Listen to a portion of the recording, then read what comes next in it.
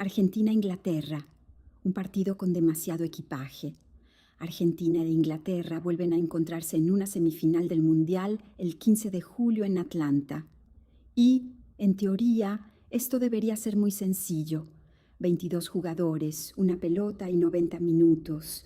Pero hay partidos que llegan al estadio con equipaje extra.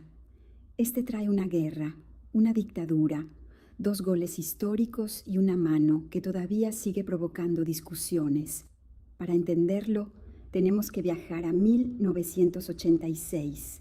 Argentina e Inglaterra se enfrentaron en los cuartos de final del Mundial de México, apenas 4 años después de la Guerra de las Malvinas. Argentina ganó 2-1 y Diego Maradona marcó los 2 goles. El primero fue con la mano, el árbitro no lo vio y concedió el gol. Después del partido, un periodista le preguntó a Maradona cómo lo había marcado y él respondió, con bastante picardía, que había sido un poco con la cabeza de Maradona y otro poco con la mano de Dios.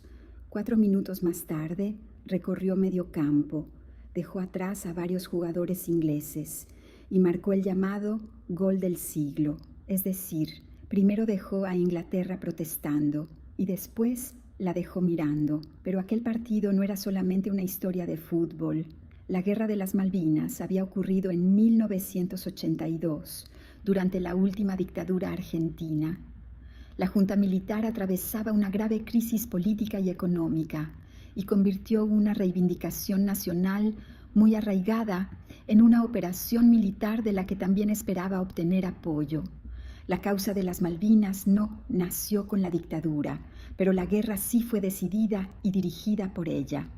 En el conflicto murieron 649 argentinos, 255 británicos y 3 habitantes de las islas.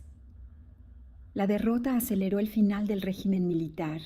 En 1983, Argentina recuperó la democracia. Por eso, cuando se jugó el partido de 1986, la dictadura ya había terminado. La victoria la celebró una sociedad democrática que todavía estaba procesando la guerra, la derrota y las mentiras de la propaganda oficial. Para muchos argentinos, vencer a Inglaterra tuvo el sabor de una revancha simbólica. Simbólica, porque un gol no cambia un mapa, no devuelve la vida a los muertos y no resuelve una disputa territorial. Pero sí puede devolver, durante unas horas, una sensación de orgullo colectivo. Desde Inglaterra, la historia se veía de otra manera. El primer gol había sido una trampa. Desde Argentina, muchos lo vieron como picardía, justicia poética o una pequeña victoria del débil frente al poderoso. El mismo gesto podía ser fraude para unos y reparación para otros. Ahora, 40 años después, Argentina e Inglaterra vuelven a enfrentarse. Los jugadores son otros y el mundo también. Y por supuesto, los titulares ya preparan el terreno.